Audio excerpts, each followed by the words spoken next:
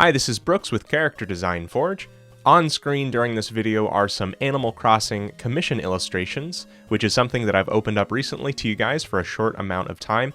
If you want an illustration of either your favorite existing character in the Animal Crossing universe, or a new species, a non-Animal Crossing character, Animal Crossing-ified, so to speak. So for example, you've got Chill Penguin from Mega Man X as an Animal Crossing penguin here.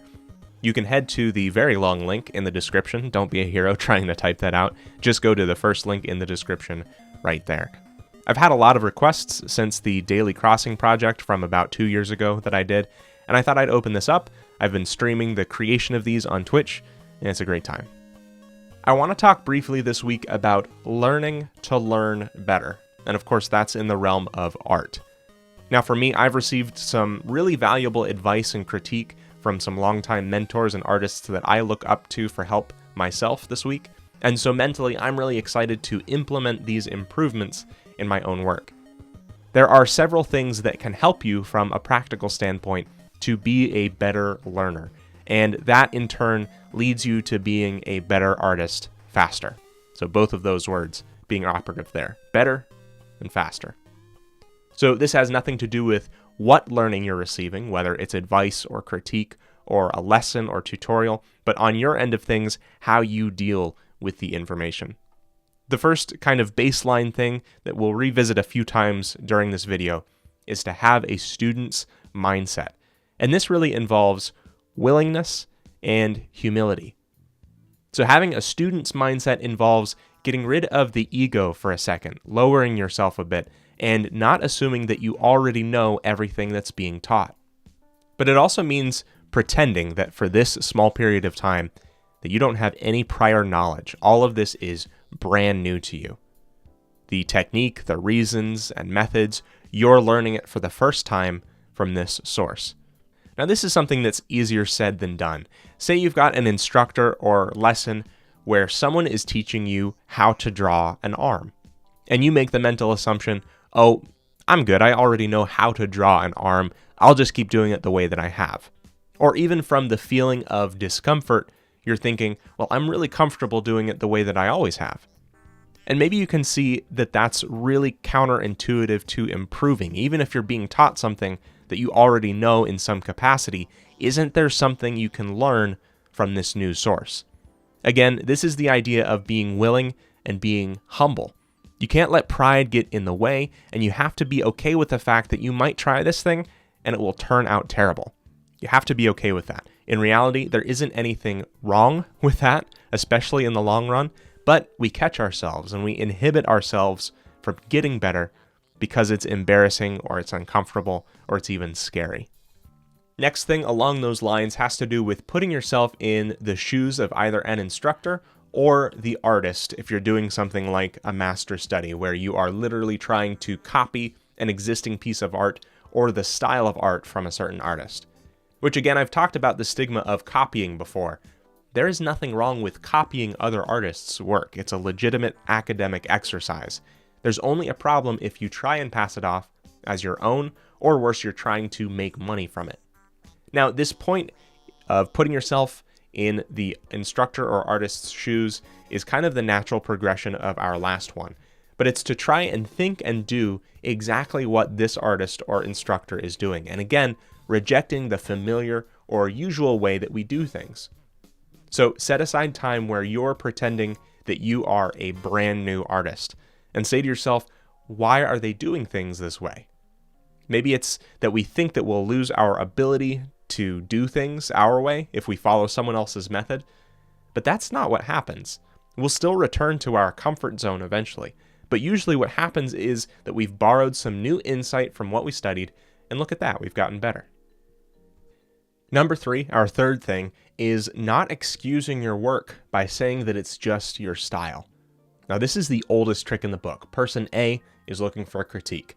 Person B gives critique. Person A says that was intentional, that they meant to do that. Now style, if you think about it, is made up of mistakes.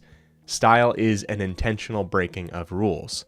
But what happens is newer artists will draw something simple or stylized and then justify it by saying that it was intentional.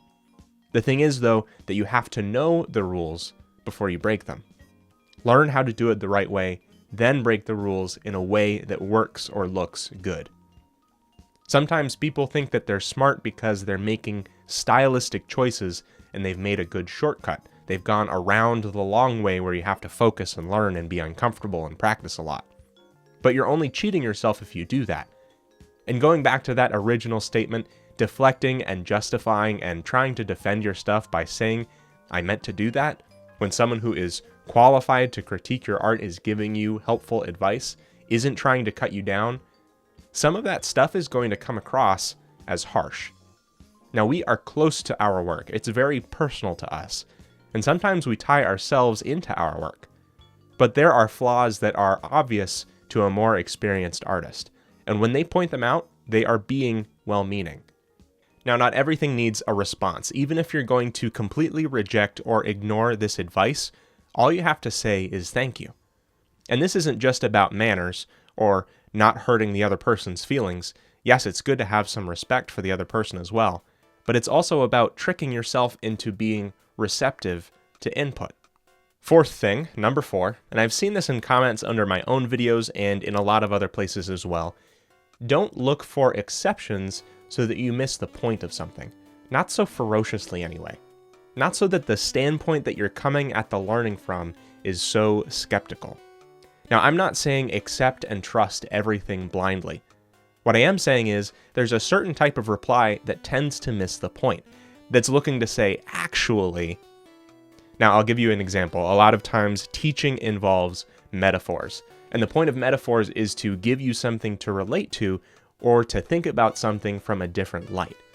But the nature of metaphors is that eventually they break down, just because as much as things can have similarities, eventually they don't.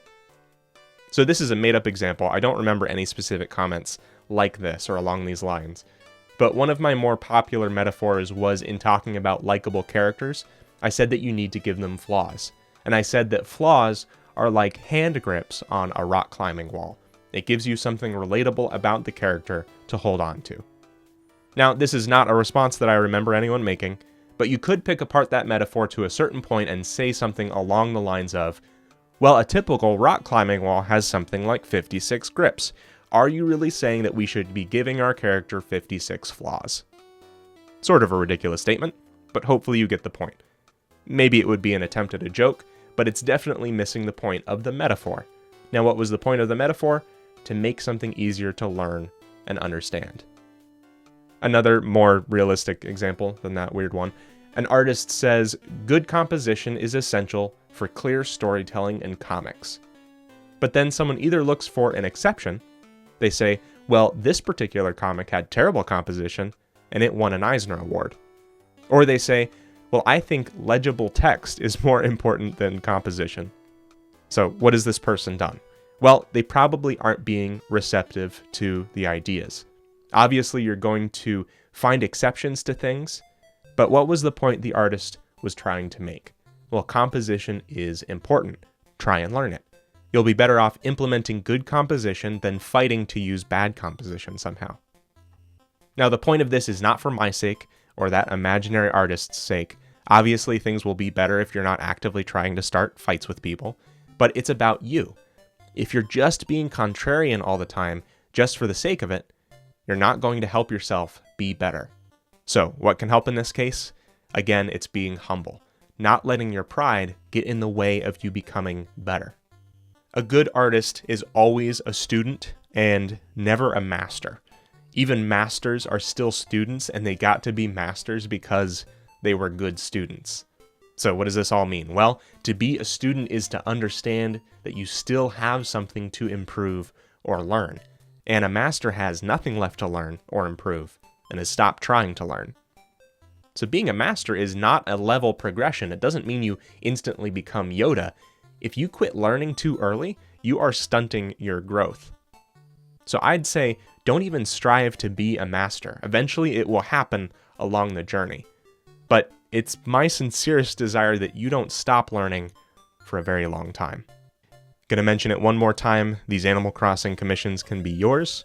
Head over to the link in the description below. You can watch me stream them on Twitch at twitch.tv/bageldenizen. Go follow me there to know when I'm streaming next. Usually it's on Monday afternoons. And you can follow me on Twitter and Instagram, and of course subscribe on YouTube as well. Thank you so much for watching, and have fun creating.